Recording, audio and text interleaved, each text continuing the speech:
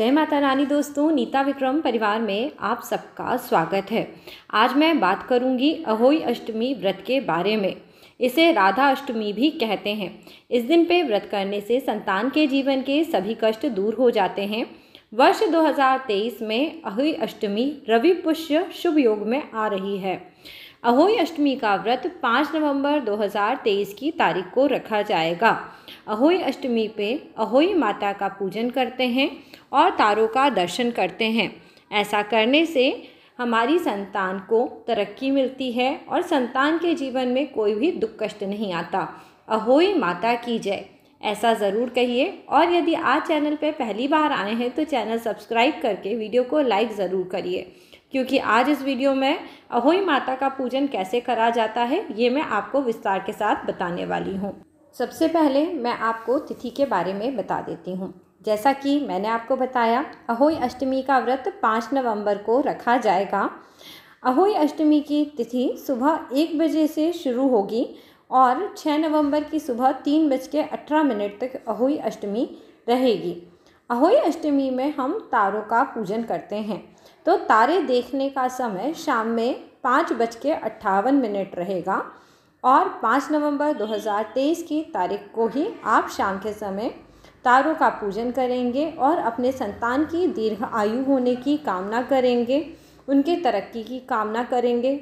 और जिन लोगों को संतान नहीं है वह इस दिन पे राधा कुंड में स्नान करते हैं और संतान प्राप्ति के लिए कामना करते हैं। इस तरह से यह दिन बहुत ही शुभ है, आपके संतान के कष्टों को दूर करने वाला है। तो अब आप पूजा पाठ की जो भी संपूर्ण विधि है उसे ध्यान से देखिएगा, जिससे कि आप अच्छे से पूजा कर पाएँ और आपकी पूजा सफल हो। लेते हैं। सबसे पहले सभी चीज़ों पे थोड़ा सा फूल से पानी छिड़क के सभी को यहाँ पे आप शुद्ध कर लीजिएगा। मैं यहाँ पे कुशा का प्रयोग कर रही हूँ। बहुत सारे लोगों को कुशा नहीं मिलती है, आप पानी को या तो चम्मच से छिड़क दीजिए, हाथ से छिड़क दीजिए और शुद्ध कर दीजिए। जब सभी देवी देवता शुद्ध हो जाएंगे तो आप देख सकते हैं यहाँ पे मैंने अनाज पे गौरी गणेश की स्थापना करी है। ये पूजा की सुपारी से हमने गणेश बनाए हैं और ये गोबर की गौर है। अगर आपको गोबर की गौर नहीं मिलती है तो इसकी जगह आप एक सिक्का रख लीजिए, उनको भी हम गौर ही बोलते हैं। इनको सबको दोस्तों हमने शुद्ध कर लिया है। अब सबसे पहले हम दीपक प्रज्वलित कर लेंगे।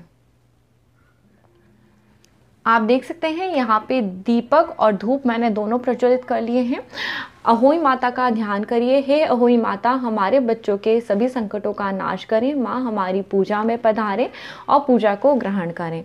इसके बाद सभी देवी देवताओं को स्नान करा दें। अलग अलग स्नान कराने से ज़्यादा मैं एक साथ ही सबको स्नान करा रही हूँ। और फिर इसके बाद हम तिलक कर देते हैं। गौरी गणेश का सबका तिलक कर दीजिए, अहोई माता का भी तिलक कर दीजिए। अहोई माता की जो फ़ोटो है वहाँ पे आप देखेंगे उनके 8 कोष्ठक में यहाँ पे बच्चे बने हैं। इन सब का पूजन आपको करना चाहिए। यदि आपने ऐपन बनाया है तो ऐपन से भी पूजा करी जाती है। ये ऐपन होता है, इसमें आटा और हल्दी मिलाकर पानी मिलाया जाता है और इससे पूजा करी जाती है। तो हम इससे भी पूजा करते हैं। सभी चीज़ों का पूजन कर दीजिए और इस तरह से अच्छे से सब पे चावल तिलक सब चढ़ा दीजिए। यहाँ पे आपको लक्ष्मी गणेश सब दिखेंगे, सबका पूजन कर लीजिए और इनका ध्यान करिए। और यहाँ पर अब हम जो भी हमारे पास क्या कहते हैं प्रसाद है, प्रसाद रखते हैं। तो दोस्तों जिस तरह से मैंने बताया था, करवा चौथ की पूजा में 4 पूड़ी और 4 पुए का प्रसाद होता है। अहोई अष्टमी की पूजा में ये जो पूड़ी और पुए हैं ये मैं आपको जल्दी से बनाना बता देती हूँ। तो चलिए जल्दी से गुलगुले और पूड़ी बनाना सीख लेते हैं। यहाँ पे 3 से 4 चम्मच आटा लीजिए, उसमें अप्रॉक्स 3 चम्मच आप शक्कर डाल दीजिए और पानी मिलाकर इसका एकदम देखिएगा फ्लोइंग कंसिस्टेंसी का आपको पेस्ट बनाना है। तेल गरम करके और उसमें इन पुओं को डालना है। मैंने शुरू में चम्मच से डाला पर मुझसे डालते नहीं बना, इसलिए मैं हाथ से जल्दी से आपको डाल के दिखा रही हूँ। ये पुए फूल जाते हैं, फ्लपी होते हैं और सॉफ्ट होते हैं। ये पुए बन गए हैं। अब हम पूड़ी बना लेते हैं। आटे में थोड़ा सा बेसन, नमक, अजवाइन और इसके अलावा हल्दी, लाल मिर्ची डाल दीजिए थोड़ा सा।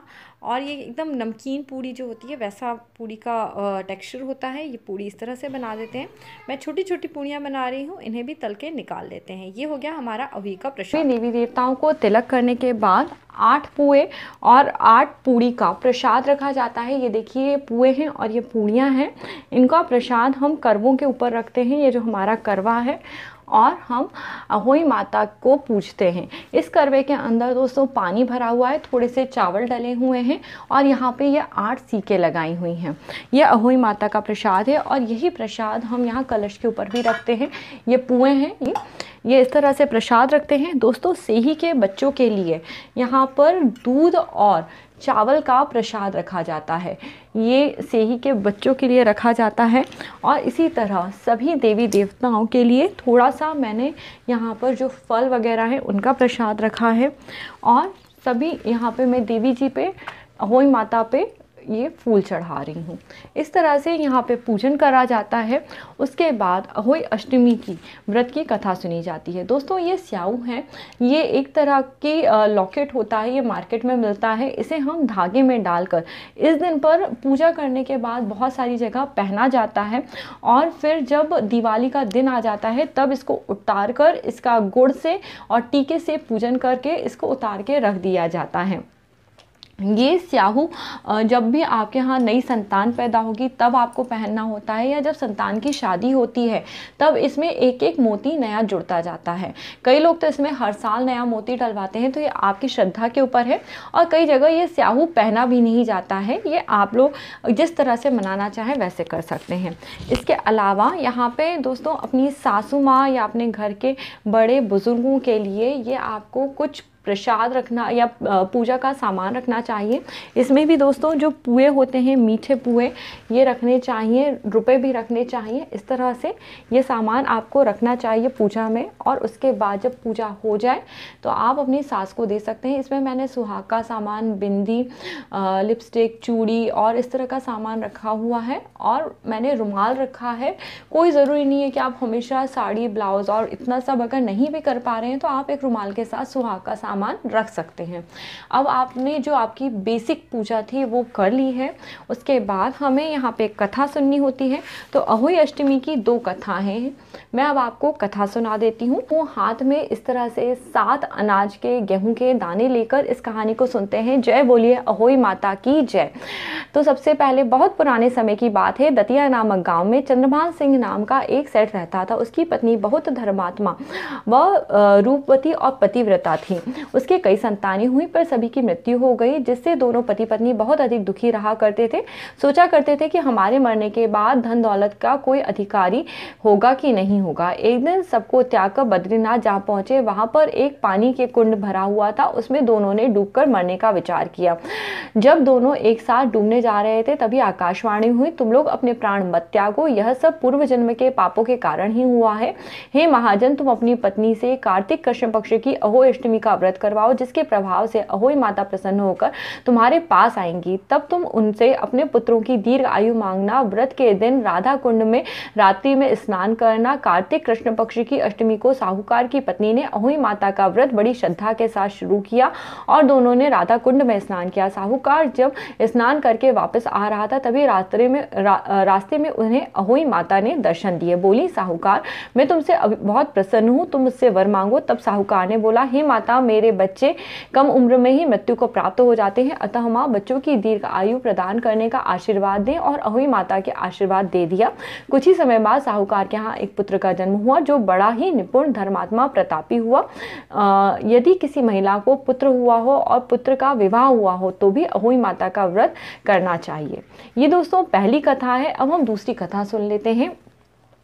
एक नगर में साहूकार रहा करता था।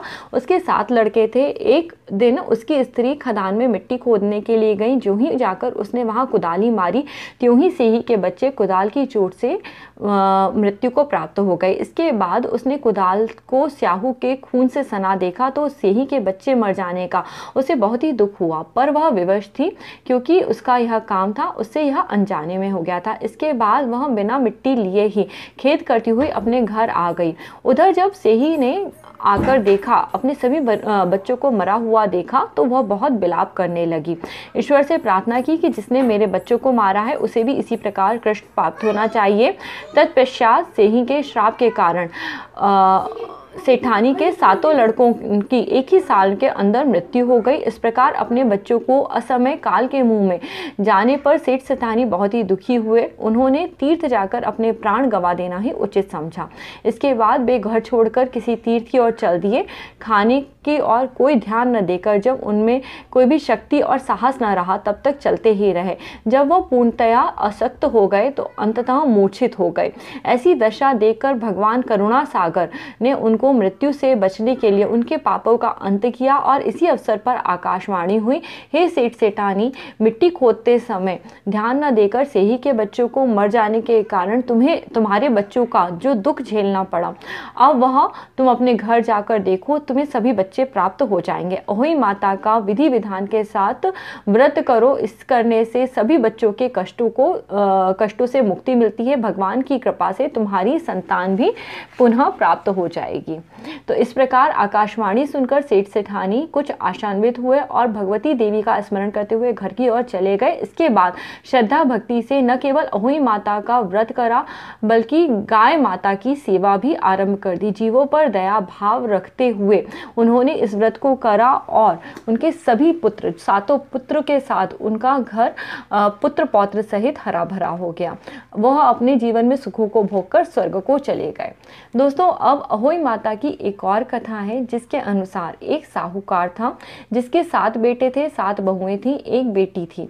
दिवाली के पहले कार्तिक माह की अष्टमी को 7 बहुएं अपनी इकलौती ननद के साथ जंगल में मिट्टी खोद रही थी। वहीं स्याहू की मांद थी। मिट्टी खोदते समय ननद के हाथ से सेही का बच्चा मर गया। स्याहू माता बोली, मैं तेरी कोख बांधूंगी। तब ननद अपनी 7 भाभियों से बोली, तुम में से कोई मेरी बदले अपनी कोख बनवा लो। तब भाभियों ने अपनी कोख बंधवाने से इनकार कर दिया, परंतु छोटी भाभी थोड़ी सोच में पड़ गई और उसने सोचा यदि मैं कोख नहीं बनवाऊंगी तो सासू जी नाराज हो जाएंगे। ऐसा विचार कर ननद के बदले भाभी ने अपनी कोख बंधवा ली। इसके बाद उसके जो भी लड़का होता 7 दिन के अंदर मर जाता। एक दिन पंडित जी को बुलाकर पूछा, मेरी सभी संतानें 7वें दिन क्यों मर जाती है? तब पंडित ने कहा, तुम स्याहू गाय की पूजा करो। सुराही गाय और स्याहू माता की भयाली है, वह तेरी कोख छोड़े तब तेरा बच्चा जिएगा। इसके बाद बहू ने प्रातः काल उठकर चुपचाप सुरही गाय के नीचे की सफाई कर जाती।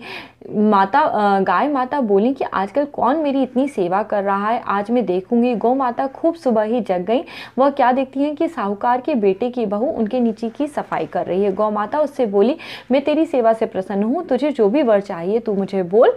तब साहूकार की बहू बोली, स्याहू माता तुम्हारी भयाली है, उनसे मेरी कोख बांध रखी है, सो उनसे मेरी कोख खुलवा दो। गौ माता ने कहा, अच्छा। अब तो गौ माता समुद्र पार अपनी भयाली के पास उसको लेकर चली। रास्ते में कड़ी धूप थी, सो वे दोनों एक पेड़ के नीचे बैठ गई। थोड़ी देर में सांप आया और उसी पेड़ पर गरुड़ पंखनी का बच्चा था। सांप उसको डसने लगा। तब साहूकार की बहू ने सांप मारकर ढाल के नीचे दबा दिया, बच्चे को बचा लिया। थोड़ी देर में गरुड़ पंखनी आई, वहां खून पड़ा देखकर साहूकार की बहू को चोंच मारने लगी। तब साहूकारनी बोली, मैंने तेरे बच्चे को नहीं मारा, सांप तेरे बच्चे को डसने आया था, मैंने तेरे बच्चे की रक्षा करी है। यह सुनकर गरुड़ पंखनी बोली, मांग तू क्या मांगती है? वह बोली, 7 समुंदर पार साहू माता रहती हैं, हमको उनके पास पहुंचा दो। तब गरुड़ पंखनी ने दोनों को अपनी पीठ पर बैठाकर साहू माता के पास पहुंचा दिया। साहू माता उन्हें देखकर बोली, आ बहन, बहुत दिनों बाद आई। फिर कहने लगी, बहन मैं तेरे सिर में बहुत जू पड़ गई हैं।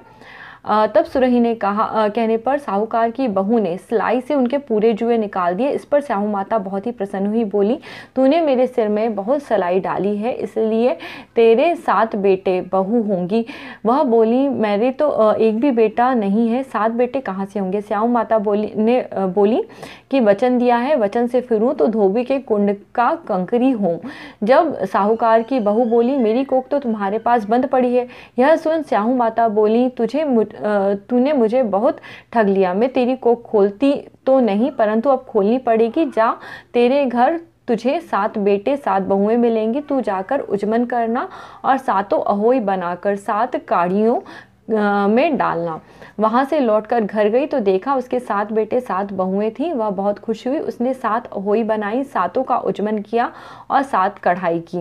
रात्रि के समय जेठानियाँ आपस में कहने लगी, जल्दी जल्दी नहाकर पूजा कर लो, कहीं छोटी बच्चों को याद करके रोने न लगे। थोड़ी देर में बच्चों ने कहा कि चाची के घर जाकर देखाओ कि वहाँ सब ठीक ठाक है कि नहीं। बच्चों ने जाकर बताया कि चाची तो कुछ मार रही हैं, खूब उज्जमन हो रहा है। सुनते ही जेठानियाँ दौड़ी दौड़ी उनके घर आई और कहने लगी, तेरी कोख कहाँ से छूट गई? वह बोली, तुमने जो कोख बंधाई थी सो स्याहू माता की कृपा से उन्होंने मेरी कोख खोल दी है। स्याहू माता ने जिस प्रकार साहूकार की बहू की कोख खोली, उस प्रकार सभी की कोख खोल के रखना। बोलिए साहू माता की जय। इस प्रकार अहोई अष्टमी का व्रत करते हैं और फिर ये अहोई माता के चरणों में डाल देते हैं, कथा सुनते हैं और उसके बाद ये करवा है, इसे ले जाकर बाहर चांद जो तारे हैं तारों पर इस तरह से छिड़कते हुए रोली, हल्दी और चावल चढ़ाते हैं और दिया दिखाकर उनकी पूजा करते हैं और उन्हें अर्घ देते हैं इस तरह से करवे से। उसके बाद यदि आपकी जो भी संतान है, आप उनके हाथ से पानी छुलाकर पीते हैं और इस व्रत को खोलते हैं।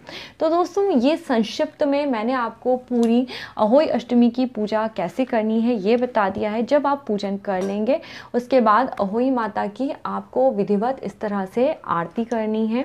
आप यहाँ पे माँ लक्ष्मी जी की आरती भी कर सकती हैं, ओम जय लक्ष्मी माता इस तरह से करके। और जब आरती हो जाए, आरती पे जल चढ़ा दीजिए और जल चढ़ाने के बाद आप इसका आरती ले लीजिए।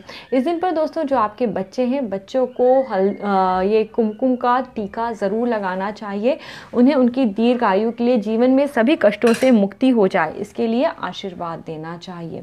तो इस तरह से भक्ति भाव के साथ आपको ये विधि करनी चाहिए। दोस्तों, ये नियमित अहोई माता के पूजन की विधि है। बहुत सारे लोगों के सवाल रहते हैं कि अहोई माता की जो पूजा है इसमें से कौन से सामान का क्या करना है दोस्तों। और जो प्रसाद के पुए हैं ये बच्चों को दे सकते हैं, पंडित वगैरह को दे सकते हैं, ये भी बच्चे आप खुद भी खा सकते हैं।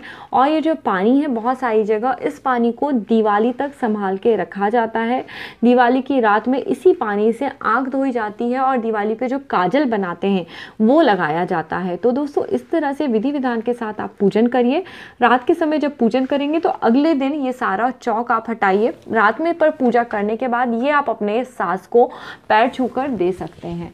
तो इस तरह से दोस्तों विधि विधान के साथ अहोई अष्टमी का पूजन करा जाता है। यदि अभी भी आपके कोई सवाल है तो आप मुझसे कमेंट करके पूछ सकते हैं। मैं दूसरा वीडियो बनाकर आपको उनका जवाब देने का कोशिश करूंगी। दोस्तों, अगर आज का अहोई अष्टमी की पूजा का आपको ये वीडियो अच्छा लगा है तो प्लीज़ इसे लाइक करिए, कमेंट करके मुझे बताइएगा वीडियो आपको कैसा लगा। अगली बार फिर आपसे मिलूंगी। मेरे सभी वीडियो देखने के लिए आप कमेंट सेक्शन का पहला कमेंट ज़रूर देखिए और इसी तरह मेरे साथ जुड़े रहिए। नमस्ते दोस्तों।